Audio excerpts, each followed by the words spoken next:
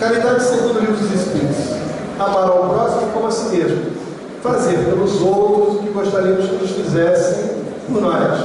É a expressão mais completa da caridade e resume todos os deveres do homem para com o próximo. Então aqui ele coloca que é um dever nosso, do homem, para com o próximo, amá-los como nós nos amamos.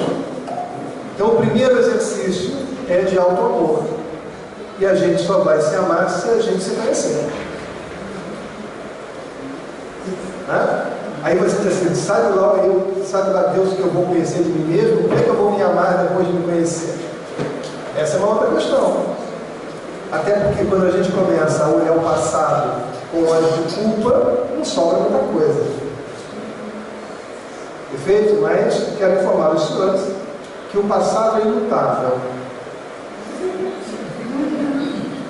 Se você não gostar dele, ele vai ser aquilo que ele é. E se você passar a olhá-lo com outros olhos, ele vai continuar a ser o que ele sempre foi, só que agora não vai trazer culpa. O grande problema do passado é que ele não pode produzir culpa, sejam quais sejam os atos que fizemos no passado. Porque não podemos mudar o que fizemos no passado. Então temos que transformar a culpa em responsabilidade. Cometi equívocos. Alô, vida, coloca os resultados lá na frente que eu vou resolver isso no momento adequado. Então sai do grilhão e do peso da culpa para um exercício motivador de responsabilidade. Assumo as minhas responsabilidades e vou resolvê-las. Feito? A vida social oferece condições para fazermos o devido exercício de aprendizagem do bem, pelas vias do direito e da polidez, como propõe o Código Civil. Então não estou discutindo virtude, não estou discutindo moral, estou discutindo polidez e direito. E a vida social, a vida das nossas relações sociais, não estou dizendo, não conheço ninguém, relação social mais ampla possível. Posso ser polido sempre. Posso ser respeitoso sempre. Posso ser gentil com as pessoas sempre. Sempre. Independentemente de conhecê-las ou não. E posso lutar pelo direito dos outros sempre. O mesmo vigor com que trabalhamos para os nossos próprios direitos. Então dá para começar a trilhar essa caminha, essa escada degrau a degrau. Qual a nossa disposição de fazer isso? Essa é a grande questão. Porque a gente vem, lê lá todas as obras, e a gente faz um grande projeto, quero fazer a mudança no mundo. Todo mundo quer transformar o mundo. Mas temos pouca disposição de transformar o nosso próprio mundo. O mundo nosso ali no entorno. Queremos fazer grandes transformações sociais. Transformação social, vou mudar, vou fazer, não consegue fazer o mínimo no que está no seu entorno. É o que a gente chama cortina de fumaça. Porque você projeta uma realização absolutamente impossível, que é mudar o mundo sozinho.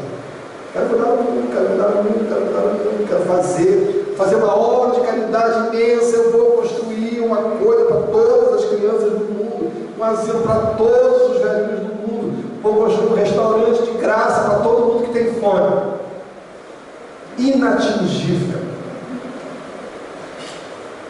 Mas não consigo pegar a criança necessitada, o idoso necessitado, o esfomeado necessitado e atendê-los no meu entorno.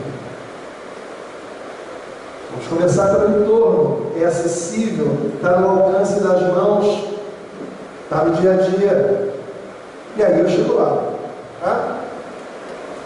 Aprendizagem no campo da família. Isso aqui é uma palhinha do próximo livro, que já está entregue, sobre famílias. Né?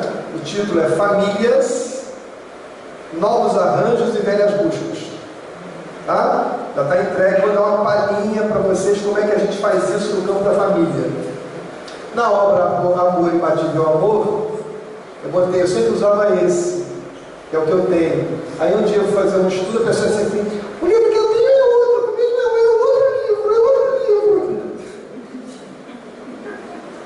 Aí eu passei a colocar as duas capas para não ter briga, não dá tempo de perder. Não tem tempo a perder discutindo, certo? Meu meu é outro. Assim, não é, estamos dois.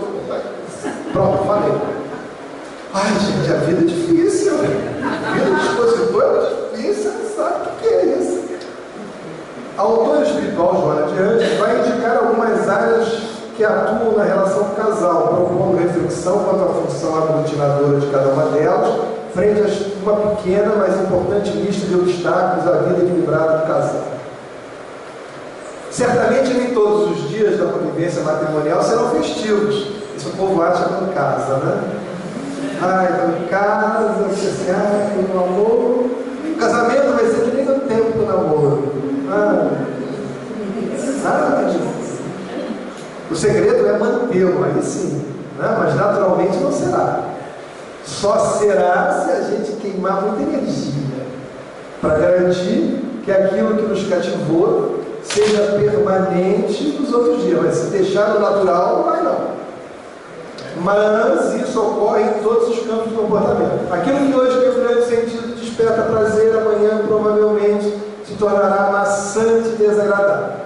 Nesse momento, a amizade assume o seu lugar.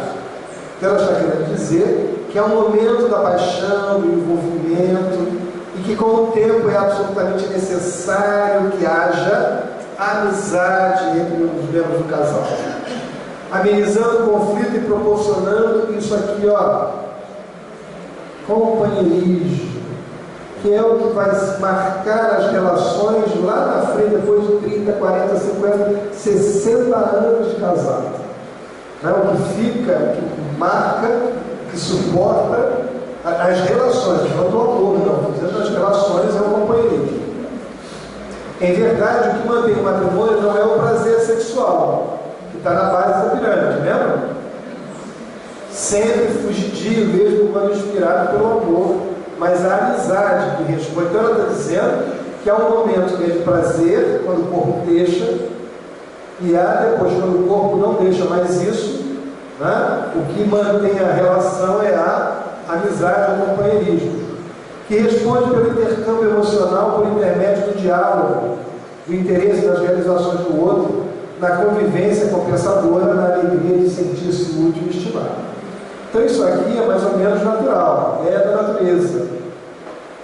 Essas coisas são construídas. Isso é natural. É da natureza. As outras coisas que no tempo substituirão o vínculo físico do prazer sexual precisam ser investimentos dos casais. Propomos, aí somos nós, na leitura das obras da benfeitora, as dimensões da sexualidade, do companheirismo e da afetividade, para o desdobramento desta etapa de estudo. Aqui é a palhinha. Aprendizagem no campo da família, os tipos de amor. Eu posso dizer, numa distribuição didática, que existe um tipo de amor chamado eros, do qual deriva a palavra erótico, e significa sentimentos baseados em atração sexual, desejo ardente. Então é próprio da natureza orgânica que existe esse tipo de coisa. E não tem pecado, porque é necessário para a própria reprodução da espécie. Então nós precisamos apagar da nossa história social essa culpa absurda que nós carregamos do pecado original. Durante séculos, milênios, nós fomos atolados com a ideia do pecado original. Então Eva, pobrezinha, tentada por aquele terror que foi a serpente, aquele bicho terrível, comeu da árvore do conhecimento, que Deus disse: olha, vocês podem tudo, menos comer no culto dela, que estava querendo que se comesse. Olha só como Deus é terrível. Ele diz assim: vocês têm tudo, no mundo tem tudo, só não pode isso. O que ele está querendo dizer? A pessoa vai olhar para a árvore e dizer assim: nossa, mas deve ser muito bom para ser proibido. Perfeito? E aí, por conta disso, historicamente, como espíritos que vão reencarnando, durante milênios nós fomos atochados pela ideia do pecado original. E diz Joana de Ângeles, nas suas obras psicológicas, que nós ainda temos a herança desse pecado original em nós. Por isso a nossa dificuldade de falar sobre sexualidade. As mulheres ainda hoje recebem as consequências daquilo. E nós vemos religiões aí fundamentalistas que põem a mulher em posições absolutamente degradantes. E tem vinculações com aquele acontecimento mitológico. Porque aquilo, como está descrito em A Gênesis, é uma mitologia. Mas nós somos vítimas históricas dessa percepção social. Temos que parar para refletir e parar de reagir a essas coisas. Estorger é o amor à afeição, especialmente com a família e entre os seus membros. Filos, ou fraternidade, amizade, amor recíproco, é uma espécie de amor condicional do tipo: você me faz o bem e eu faço o bem a você. Você me faz o bem, eu faço o bem a você. Esse é o amor filos. O amor da família é o amor estorger. E tem um outro, que é o ágape, do verbo agapao, que descreve o amor incondicional, baseado no comportamento com os outros, sem exigir nada em troca. É o amor da escolha deliberada. Não sentimento do amor. É um verbo que descreve como nós nos comportamos e não como nos sentimos. Então nós voltamos àquela diferença entre o que nós sentimos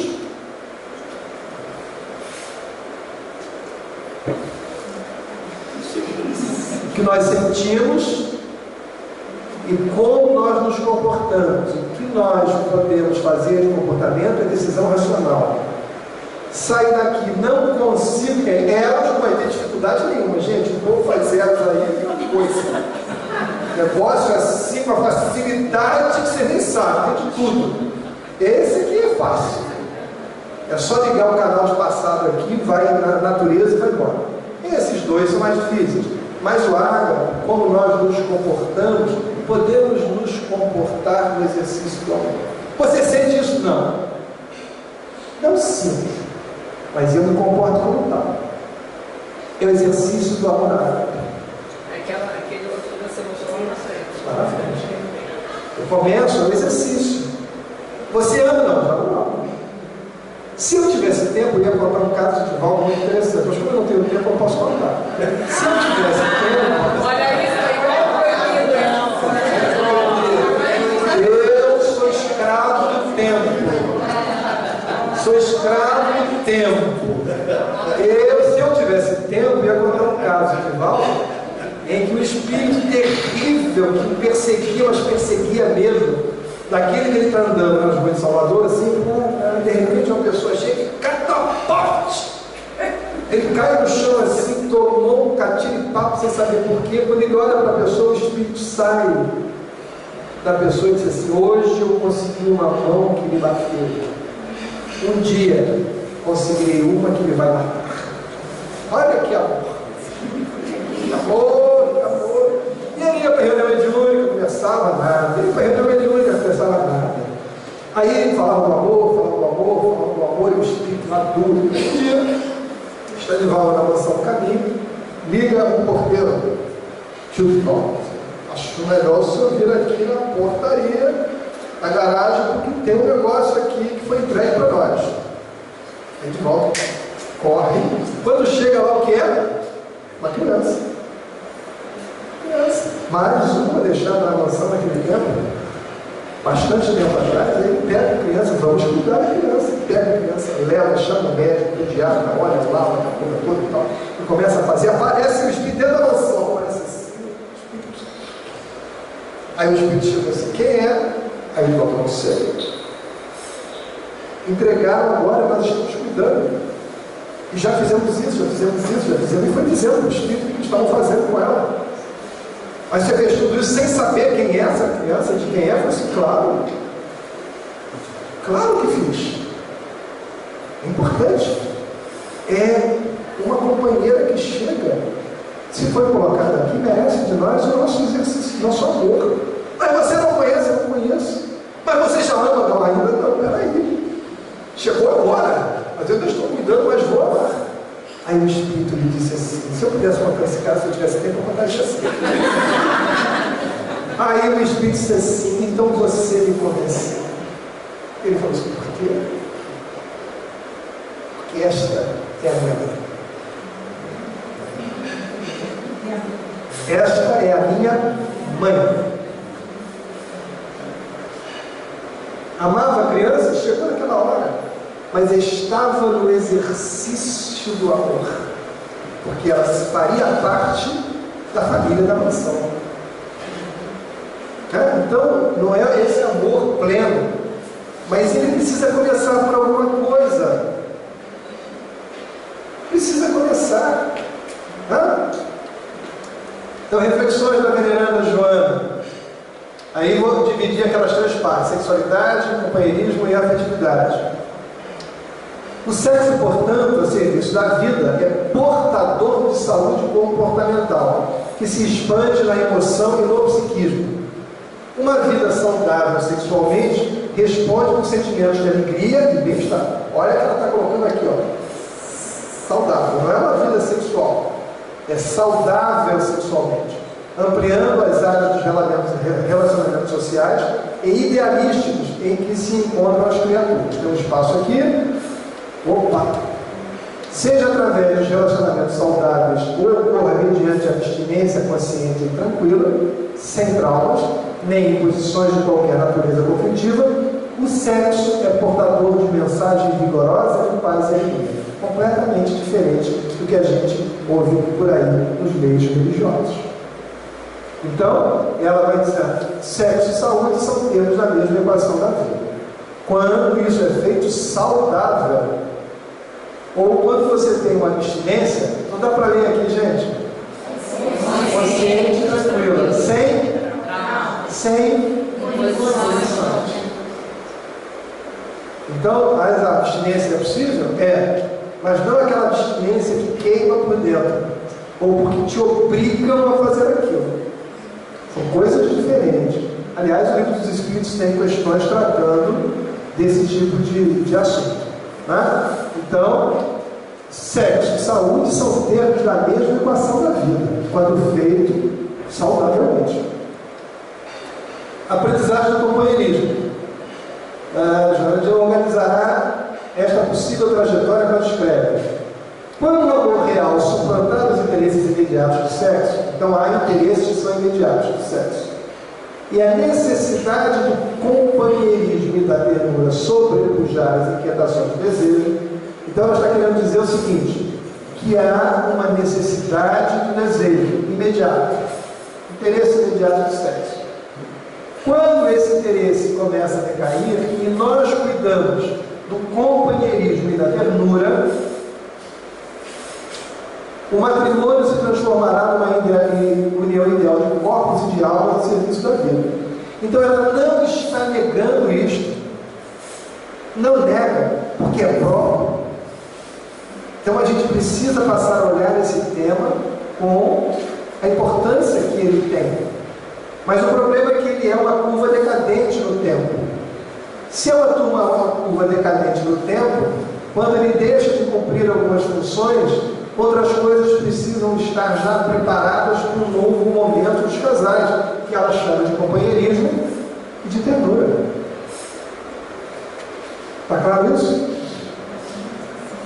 Isso lá no livro tem 50 folhas, que é uma transparência só. O companheirismo e a ternura fazem a ponte para facultar a união de corpo, sexualidade e almas, afetividade. Então, no corpo está a sexualidade, nas almas está a afetividade. O que une a ponte entre essas duas coisas é o companheirismo e a ternura. No relacionamento sexual puro e simples, ou no conjugal de maior profundidade, o êxito da união sempre dependerá do contributo do contributo do amor.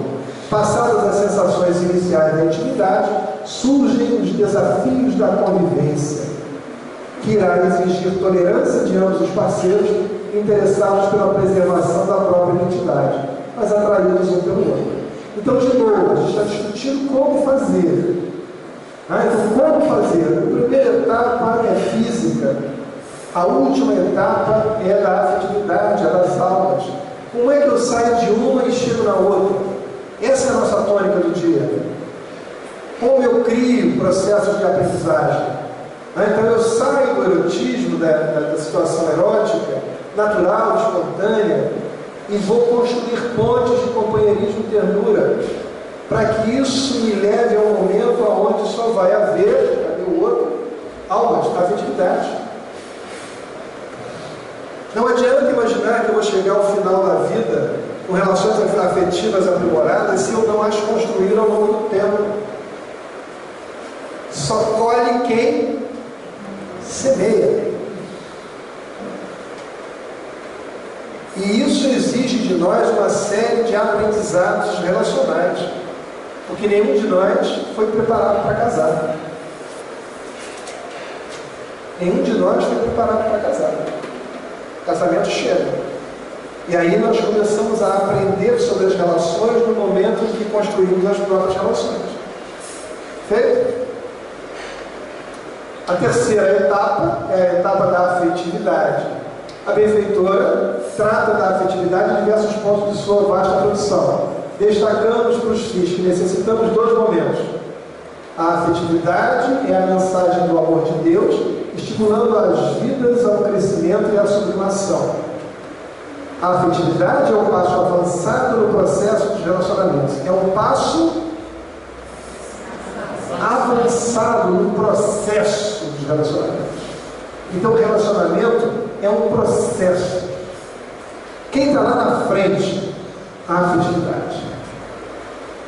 Então, a gente não começa um relacionamento com essa coisa organizada, ajustada. A gente tem uma atração, a gente tem um afeto, a gente tem um respeito, a gente tem uma coisa diferente por aquela pessoa. E aí eu vou construindo as redes de companheirismo, eu vou construindo as redes de ternura, e quando eu dou atenção ao relacionamento, eu alcanço o estágio da afetividade. E é justamente quando as outras coisas declinam, porque o corpo declina. O que mantém a relação é a afetividade.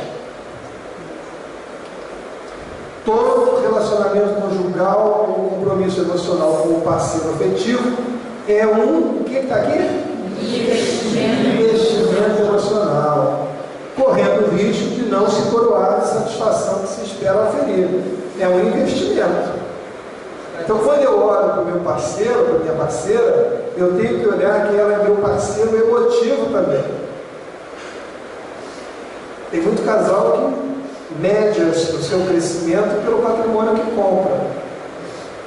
Compramos isso, fizemos tantas viagens, temos isso, perfeito. É um parceiro do investimento físico. Mas temos que olhar uns para os outros como um investimento emocional. Com o investimento emocional, nós inclusive corremos o risco de não dar certo, de não alcançarmos a satisfação. Isso, porém, ocorre em todos os fenômenos da vida humana e social. Quando os resultados não são ótimos, fica a valiosa lição da aprendizagem para futuros e melhores tentadores da felicidade. Então não deu certo, se nós fizemos tudo bem e não deu certo, fica um aprendizado. Agora, não deu certo porque você fez uma lambança, o outro fez uma lambança, além de não dar certo, você sai daquilo ali esfacelado, arrepiado, falou em casamento. Por quê? Porque foi uma lambança do início ao fim. Ficou claro então as etapas? De novo, a gente pode construir as etapas. Como fazer? Cuida disso, depois cuida disso, depois cuida disso. Aspecto pessoal. Reflexão. Pensar e agir são faculdades ativas, já falamos disso lá na frente. Sentir é uma faculdade passiva. Como educar-se a sentir? Como educar-se a sentir?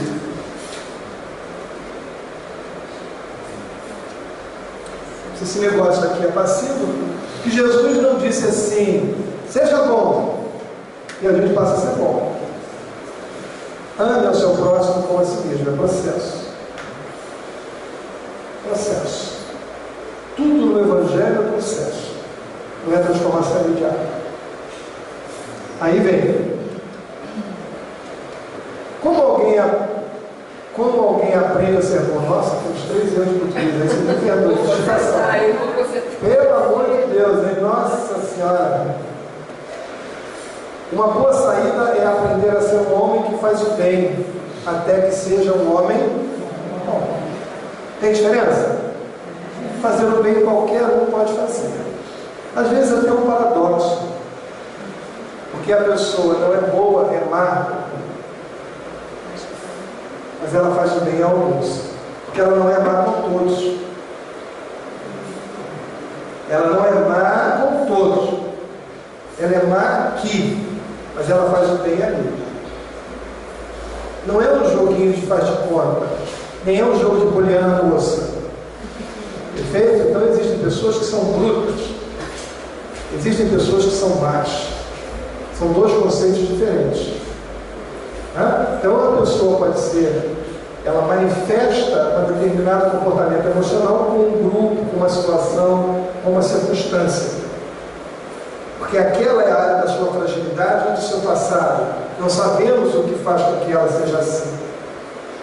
Mas quando tiramos daquilo e ela olha para o outro lado, ela consegue ser uma pessoa boa.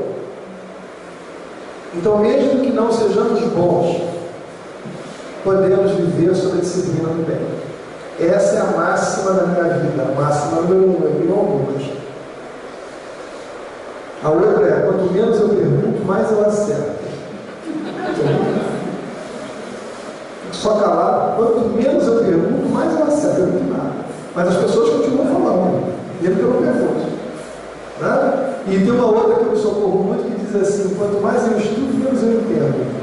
Estudo, porque existem coisas que não são só acumulação de saberes.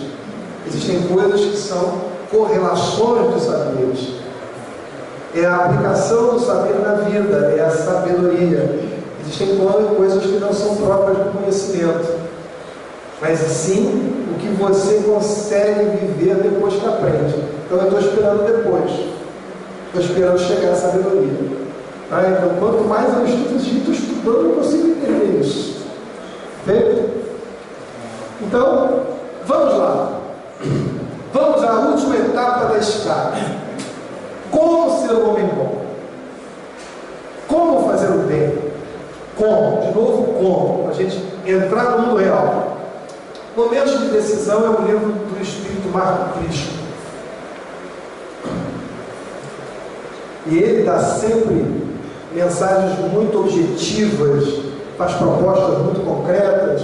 Aí achei que esse livro serviria para nós fecharmos essa reflexão. Nessa mensagem, ganhe o dia de hoje,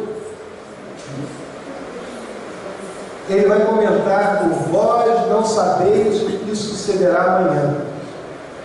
Isso é muito legal. Alguns espíritas que são convictos quanto à ideia da imortalidade da alma, e fazem eles muito bem, porque a imortalidade da alma é um fato, e são convictos na justiça de Deus e no amor de Deus, que também é um fato, e acreditam piamente na reencarnação, que também é um fato, pegam tudo isso e dizem assim, não, isso eu vou deixar para a próxima. Não, isso aí está muito para mim, daqui a alguns anos eu vou ver. Quando as crianças crescerem, eu vou fazer o bem. Aí vem os netos. Quando os netos crescerem, eu vou fazer o bem. Aí aquela nossa irmã amada, idolatrada, que vai nos chamar pelo nome, chamada morte, vai chegar lá e dizer assim, abriu que foi. Vem cá, meu bem, que vai me levar para passear. E tem a frase de Jesus, né? Quando ele diz que esta noite levarei a tua alma. Aquela passagem do Evangelho. Então, o amanhã é cheio de incertezas. Só o hoje está sob nosso domínio. Então, seja lá o que tivermos que fazer, comecemos hoje. Porque se a morte chegar de hoje para amanhã, pelo menos a gente pode dizer assim: epa, mas eu comecei! Me pegou no processo, me pegou no caminho. Eu já tinha disparado a coisa, disparei, a morte pegou, mas olha, eu já comecei. Então, vós não sabeis o que sucederá amanhã. Então, querem fazer planos para o futuro imortal? Comecem hoje. Comecem hoje. Porque amanhã, todos de nós podemos não estar aqui, no corpo. Estaremos aqui fora do corpo. Então, vamos ver o que Marco Prisco nos dá como roteiro de possibilidades. Vai ser sempre o que é meu, e a frase que é dele. O que? Torne o seu dia útil a você. Começa ele na mensagem. Como? Não desperdice o tempo com a hora vazia, nem o preencha com frivolidade. Não está dizendo aí que você não pode descansar. Não está dizendo aí que você não deve ter lazer. São coisas diferentes. Porque quando eu estou descansando, lei do trabalho. O descanso é próprio e necessário. Eu estou trabalhando, porque agora tem gente que está descansando desde que nasceu. Descansando de quê, cara? O cara não trabalha, não estuda, nem trabalha, nem estuda, nem isso, e vive cansado. Com certeza nós conhecemos gente assim. Ou então, tem a hora vazia. A hora vazia é diferente da hora do lazer. A hora vazia é diferente da hora do descanso. O que é que você está fazendo? Descansando. Então eu sei o que eu estou fazendo. Se eu estou descansando, eu vou dizer, dei uma parada, dei um espaço para eu retomar depois da mesma coisa. Acabou, seja onde for. A hora vazia, o que está fazendo? Nada. Está fazendo nada. Estou fazendo nada. Isso é hora vazia. Você não consegue dar função ao que está fazendo. Parado. Estou descansando. Estou descansando. Né? Então, não desperdice o tempo com uma hora vazia, nem preencha com frivolidade. Isso aqui pode ser até pior. Mas quando a gente tem nada que fazer, vai fazer um monte de frivolidade, não serve para nada. E aí as pessoas se lambuzam. Então nós estamos no processo reencarnatório para aprender. E o tempo é uma moeda escassa. O tempo é uma moeda escassa. O tempo não volta. O tempo perdido não se recupera. Então, estou mostrando que a gente precisa dar utilidade não ao dia, mas à vida. Isso não significa que eu não possa ir ao cinema. Então eu trabalho que nem doido. Eu trabalho muito. Meu trabalho profissional me exige muito. Leituras, orientações, aulas, preparar aula. O trabalho espírita me exige muito. Fazer um seminário desse, a gente leva dias reunindo, dias, recolhendo dias de muito trabalho. E viajo muito. Então só o tempo que a gente perde no avião, perde estrada, não é desgraça. Mas estou em dia com a literatura atual, estou em dia com os filmes de cinema. Estou em dia com a academia. Estou em dia com a dieta. Porque sim, manter esse corpinho desse jeito não é fácil. Então, por quê? A gente arruma um tempo. Arruma um tempo. mas velha missão não são coisa nenhuma, essa tarefa. Missionário é o Chico Xavier, eu sou tarefeiro. Gente, não tem essa pretensão. E dá para arrumar tudo. Agora as pessoas acordam cansadas. O que vai fazer hoje? Ah, ainda estou cansado que nem sei. Nem sei. Divaldo costuma dizer, quando ele vai para a Europa, como está agora, 89 anos, ele faz um trajeto de 45 dias visitando 40 cidades. Imagina, 89 anos, 45 dias de viagem, onde ele fala em 40 cidades diferentes. Tá bom para vocês? Aí a gente conversando e disse assim, tem dia que eu tenho que acordar e dizer assim, onde estou? Onde eu estou? Porque a velocidade das coisas é tanta, né? Você imagina você acordar um dia em cada cidade diferente, com um compromisso diferente, uma língua diferente. Tem mais essa, com culturas diferentes. Então o que você vai dizer não é só o que você diz, é o que você diz para servir aquela cultura específica, e aquele grupo é diferente de você falar em Portugal, é diferente de você falar na Itália, é diferente de você falar na Hungria, na Bélgica, na Alemanha, em Londres. São culturas completamente diferentes, com estruturas espirituais completamente diferentes, a maneira de tratar é completamente diferente, tudo é diferente. Quer dizer, onde eu estou? E nós dizemos que não temos tempo. Eu quero chegar aos 39 anos daquele jeito. Tinha meu sonho de consumo. Mas está certo que falta muito ainda. Falta muito, mas vamos chegar lá. Então,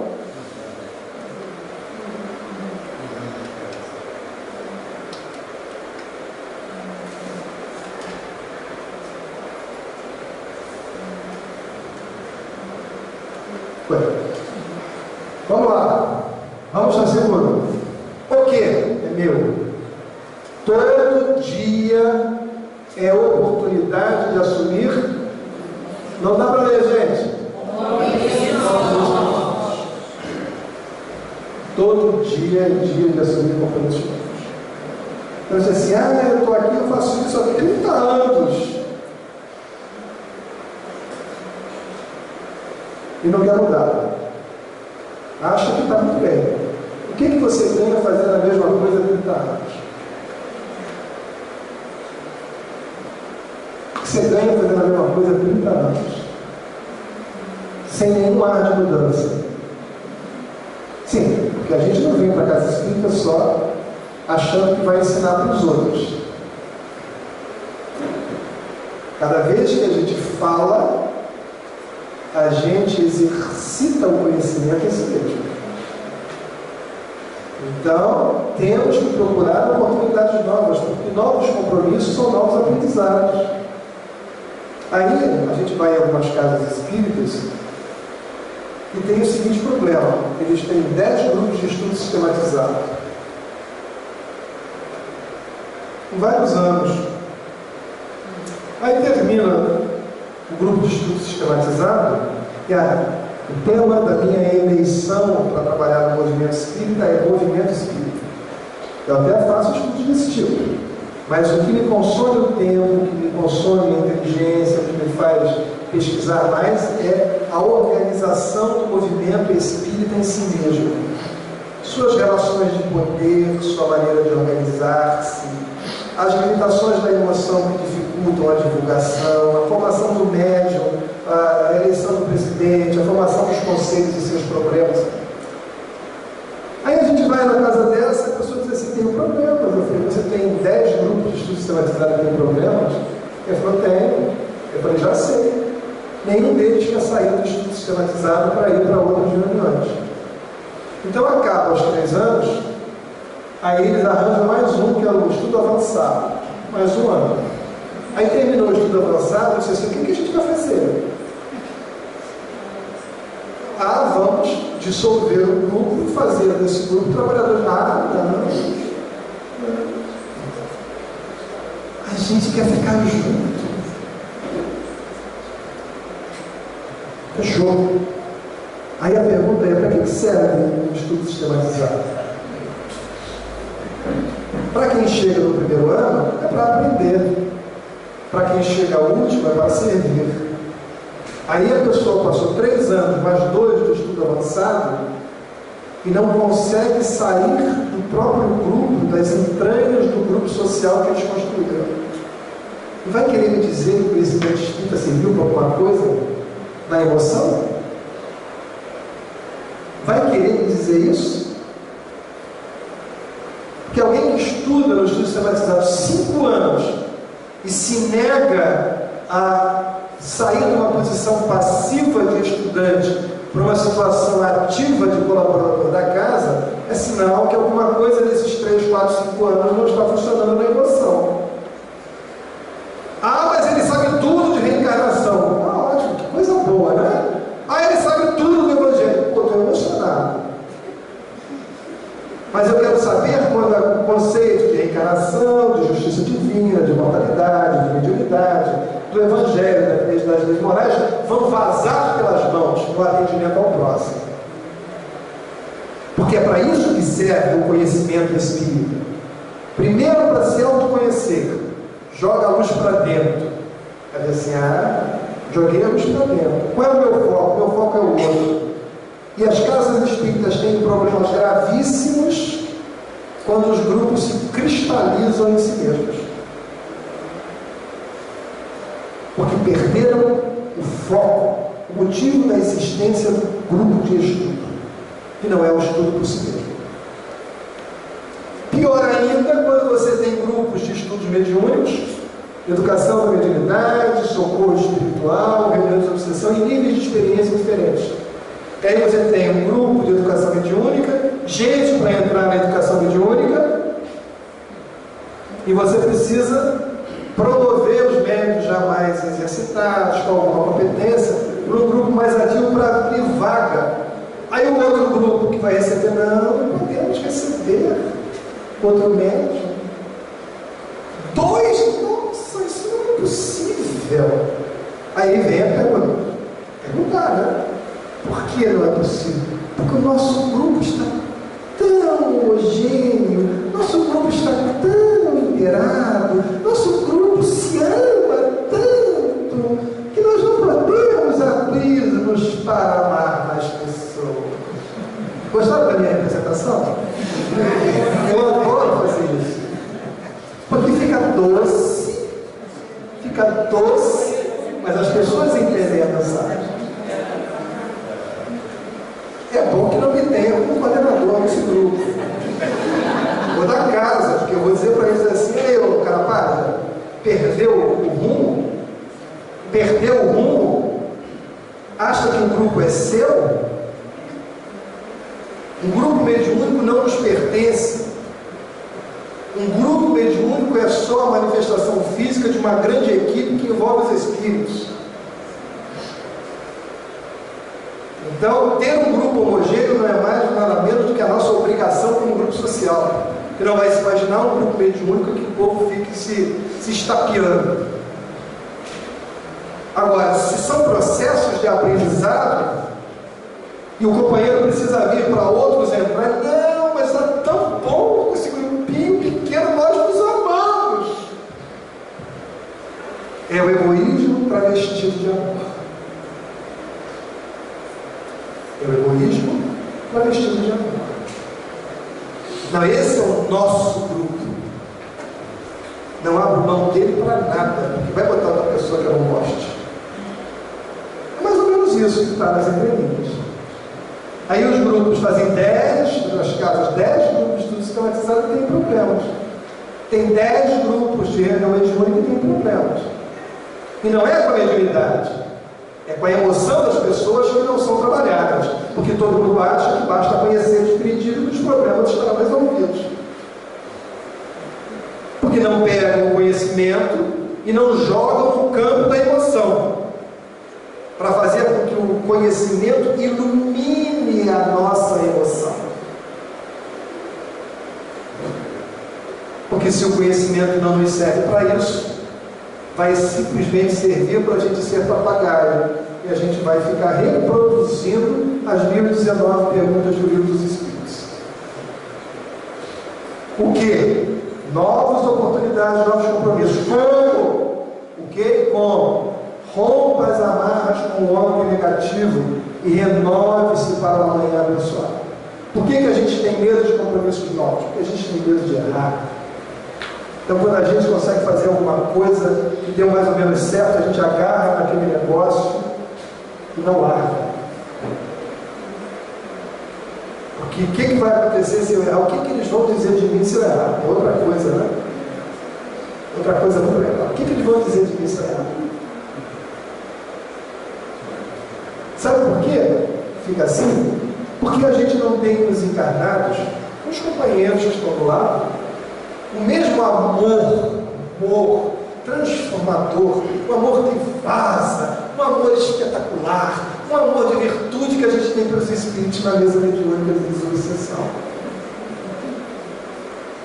Então você está lá numa reunião de desobsessão, daquelas assim carregadas, né? Aquele médico que tem, que a gente chama de médico cascudo, né? Tem o espírito mesmo daqueles assim, aí o espírito chegou lá falando, o médico bravo, tranquilo, né? Dando a mensagem, aquela mensagem odienta, aquela mensagem violenta, aquela mensagem de ódio puro.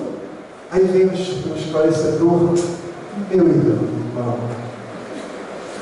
Aí o cara que está do lado, quando sentiu o fluido do Espírito que ele falou, a primeira frase odienta, esse Jesus acolhe meu irmão. Leva o meu amor para ele. E o doutrinador, o esclarecedor, meu irmão. E eles companheiro. Eu te amo. O cara dobra, claro, né? Todo mundo amando o cara. 15 minutos de diálogo. E ele é intensamente amado por todos. Ninguém sabe quem é. Depois de 15 minutos ele vai desligar, ser atendido, vai ser levado, ninguém nunca mais vai ver. Mas ele foi amado profundamente. Não dá para ver, eu estou com os olhos cheitados. Vai um companheiro que está sentado há 10 anos na reunião do Diogo. Vai um companheiro de caminho de paz que está ali há 15 anos. Vai o outro que está no Éden há 5 anos. Dizer uma palhinha, 10% do que esses espíritos disseram na reunião mediúnica para os seus companheiros. Ai, meu coração está amargo. Meu irmão, precisa ser afastado da reunião. Não, você não pode permanecer, porque coração com rancor não pode. Meu irmão, conforme dizem os Espíritos, você precisa refletir todo final do dia sobre o que você fez. E considerando o que você fez, você cometeu, aí fala de São Agostinho da prescrição da essência. E aquele amor que manifestou na reunião mediúnica para os Espíritos? Cadê? Cadê o acolhimento que teve para os Espíritos que não conhecem? Cadê? Então, para os Espíritos que a gente não conhece, nós somos a maior manifestação de amor. Meu Deus, eu estou chorando. Quando o companheiro encarnado está nas lutas, está nas dificuldades, está na casa espírita, ninguém sabe as dores dele, porque nós não temos tempo para ouvir as dores dos companheiros. Por isso eles não pegam compromissos novos, porque eles podem se expor, e se expondo podem ser crucificados pelos seus irmãos. Temos amor para aquele que não conhecemos na reunião mediúnica e que nunca mais vamos ver. Temos casos de companheiros que se suicidaram e ninguém sabia as dores que lhe comiam o coração. E vamos falar de verdadeira fraternidade? Quando nós criticamos os que sofrem, não damos espaço aos companheiros para que eles possam nos usar como amigos, porque só fala das suas dores para quem confia. Não, o que eles vão pensar de mim? Ah, eu tenho um problema, o que vão pensar de mim? E aí nós olhamos os companheiros e não sabemos absolutamente nada das suas dores. Somos uma máscara na casa espírita. E vamos falar de verdadeira fraternidade? Vamos assumir compromissos novos? Vamos correr riscos? Com o povo olhando para a gente assim, nos vigiando? Para quem nós temos que ser uma imagem prescritiva de homem de bem?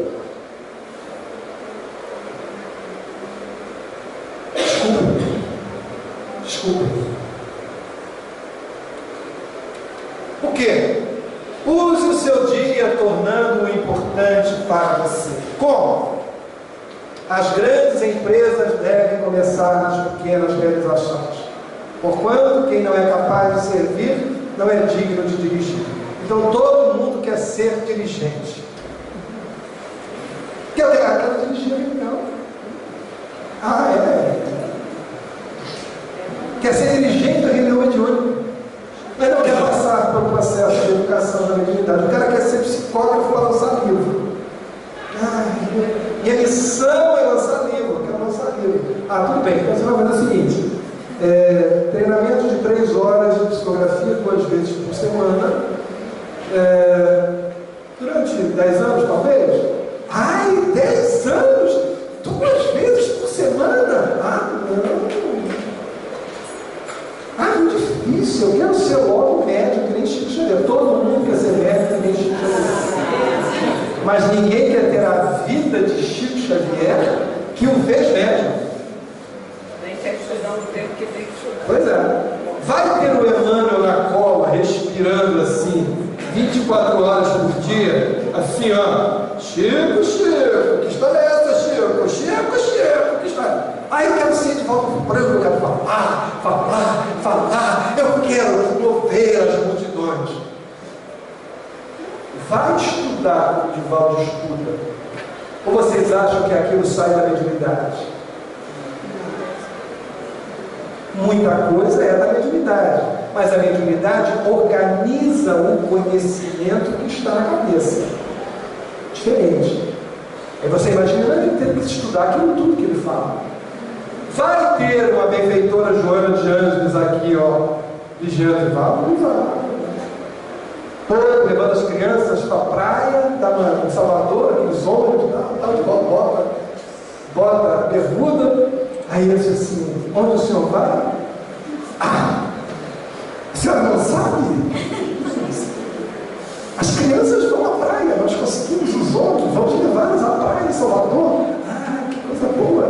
E o que o senhor está fazendo? E ela assim: eu vou à praia com as crianças? Muito bem, porque eu ficarei aqui trabalhando. Sim, senhora. Vai. Você quer psicografar um livro? Não tem problema. Acorda às 5 da manhã, psicografa até às 8, descansa 1 hora e volta depois para trabalhar. Durante 40 dias, 50 dias, 60 dias. Os livros de Vitor Hugo são publicados, são psicografados em 30, 40 dias, com 8 ou 9 horas de trabalho. Tá bom para você? Isso o povo não quer. André Luiz ficou centenas de dias ao lado de Chico Xavier para interagir fluidicamente com ele. Interagir fluidicamente. Isso é um exercício. Mas é muito trabalho. Gente, é verdade, é trabalho, né? Então, todo mundo quer dirigir. Todo mundo quer ser topo de linha. Todo mundo quer ser presidente de empresa. Quer ser diretor de empresa. O cara chega e traz um currículo aqui, assim, muito bem, se eu tenho um currículo assim, esse currículo só quer ser eu quero ser diretor. Todo mundo quer ser diretor. Todo mundo quer ser chefe. Todo mundo quer ser gerente. Mas ninguém quer começar pelo chão. Tem alguma coisa errada nisso daí, né? Tem alguma coisa errada. Então, vamos ver. Por quê? Faça o seu dia um marco decisivo na sua vida. O amanhã não é o dia.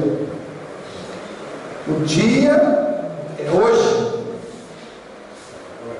O dia é hoje e o momento é agora. Então aproveita para esses negócios que estão incomodando aí. Está incomodando? Aproveita para digerir e quando sair daqui já sai com um projeto de vida.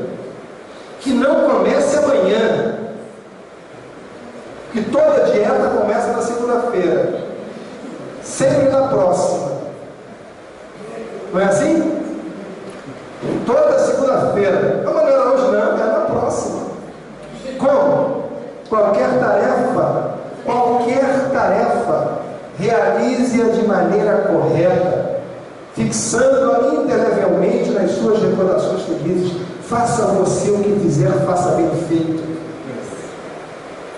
Não existe tarefa menor. Nós somos um grupo, cada um de nós ocupa uma função importante. Se alguém me coloca numa posição inferior, é o equívoco da direção. Ninguém é menor. Cada um de nós faz a sua parte no conjunto da obra. O que? Enriqueça o seu dia com experiências valiosas.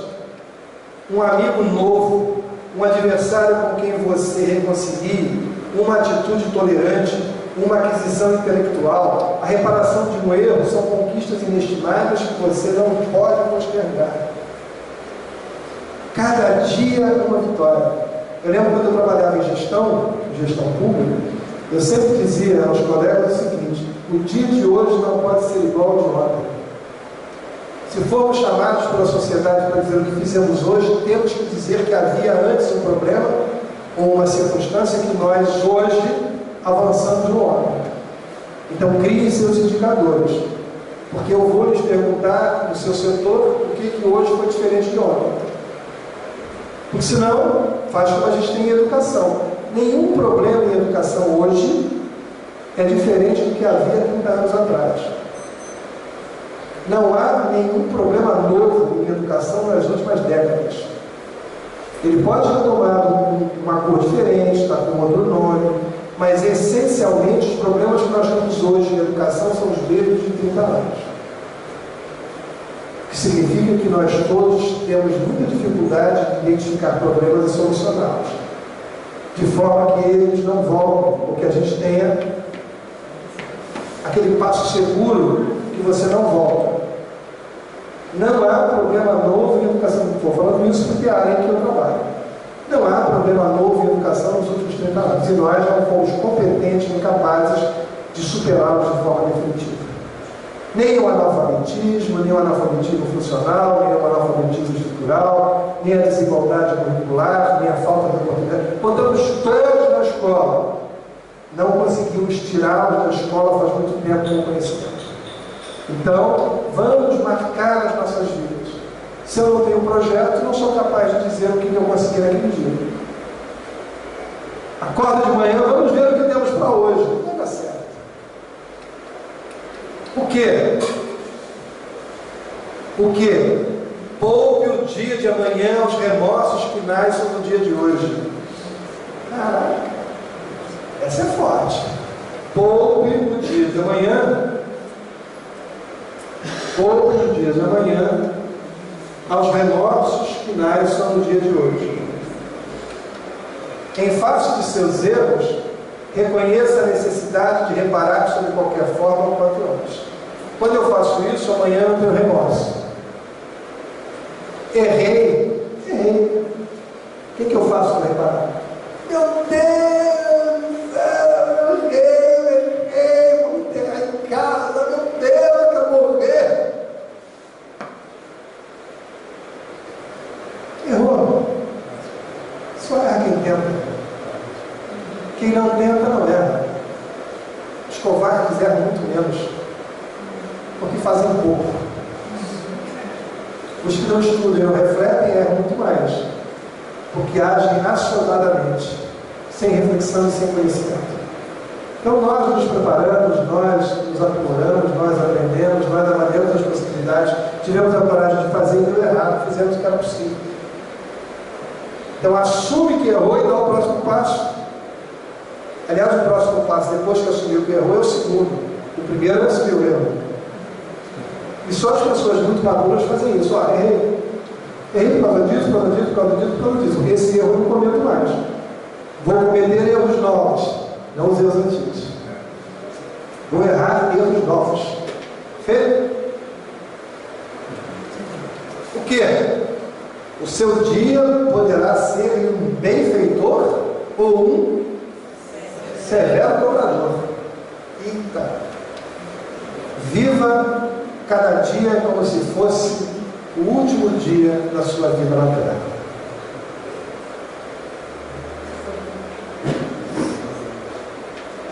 Digo para os meus filhos, eu vivo falando com eles sobre morte, né? Vocês morrem, vai falar, não ficar.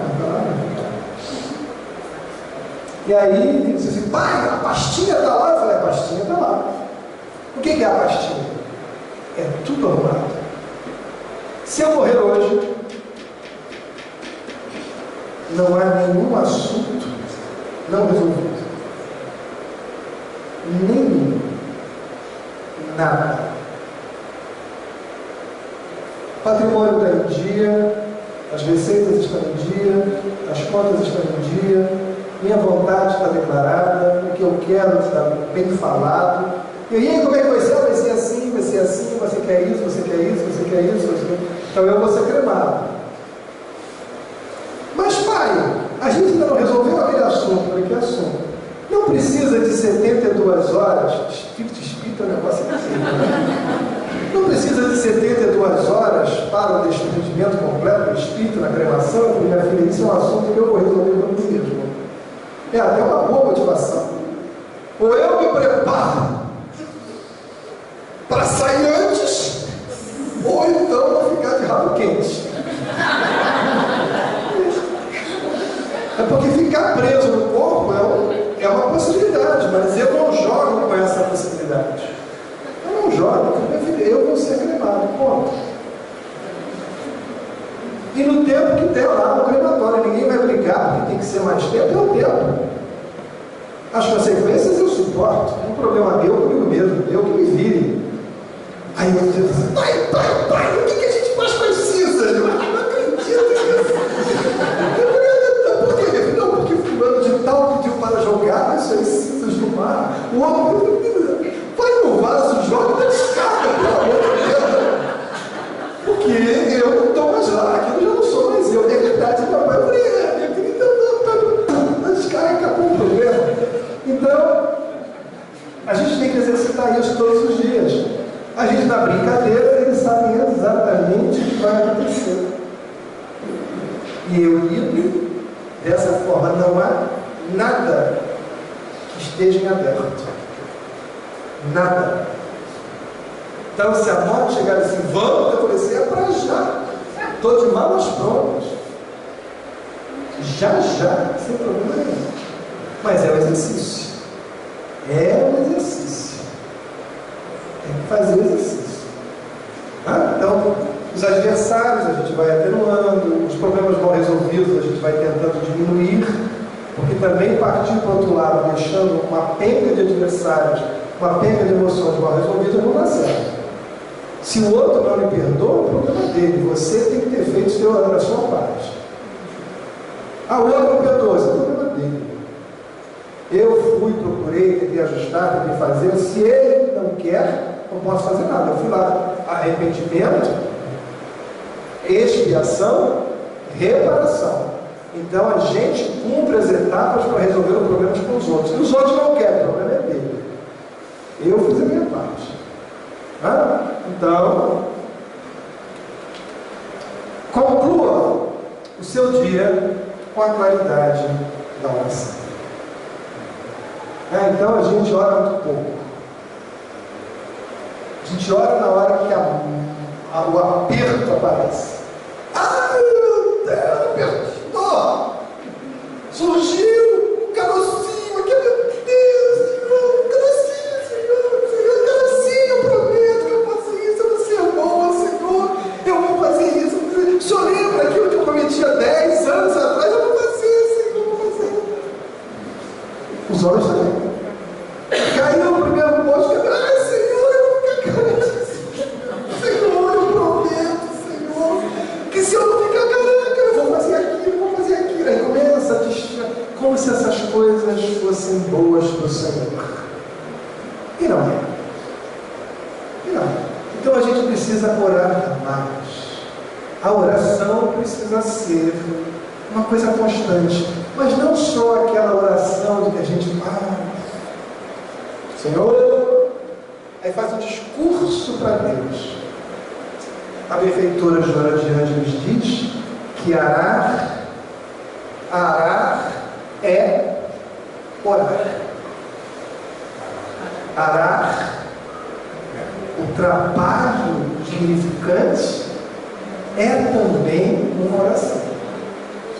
Aproveitando disso, dessa imagem, tudo o que fazemos na vida e o fazemos bem, estamos nos conectando com Deus. Então não é somente a oração formal, é a maneira como nós nos colocamos na vida que vai fazer com que as coisas que realizamos a cada momento na vida nos conecte com a origem divina de onde saímos, com o destino divino para onde vamos. Matéria de ontem à noite. Perfeito? Então como? Como? Não esqueça, porém, de iniciar com o sol da prece, a iluminar-lhe a mente e pacificar-lhe o coração. E como a gente precisa de roteiros, vou dar um roteiro para vocês. O meu prédio, o prédio onde eu moro, ele é comprido, eu tenho que sair do meu prédio e chegar lá. Eu faço o que tenho que fazer, eu faço café, adoro fazer o meu próprio café, eu tomo meu café tranquilo, leio meu jornal e saio para a vida. Eu já organizei a minha vida. Então eu saio do prédio, pisei no corredor, é ali que eu oro. Eu saio até chegar na porta lá. Ali eu me preparo para o dia. Eu saí da minha casa, que é o meu refúgio. A minha casa é o meu refúgio. É o lugar onde eu me abasteço. Numa linguagem bem popular, é onde eu tiro a armadura. Minha casa é o meu refúgio. Quando eu saio da minha casa para as lutas do mundo, eu oro. E eu oro dizendo: Senhor Jesus, vou para a vida. Me ensina a ser como as aves do céu, ou como os lírios do campo. Lembram disso? Lembram disso? Umas que não fiam nem tecem, e outros que não guardam em celeiros. Mas tu provém a um e a outro. Por quê? Porque as aves do céu e os lírios do campo estão integrados à vida, não reagem à vida. Porque guardar mais do que precisamos é uma reação. A vida nos dá o que precisamos. Então, a imagem do lírio e a imagem das aves do céu me norteiam a oração da vida. Porque eu preciso me integrar à vida. Integrado à vida, eu respondo, eu identifico os estímulos que a vida me dá e respondo corretamente a esses estímulos, tal qual as aves e os lírios. Se Deus cuida das aves e cuida dos lírios, que não fará Ele com seus filhos? Mas eu preciso estar integrado à vida.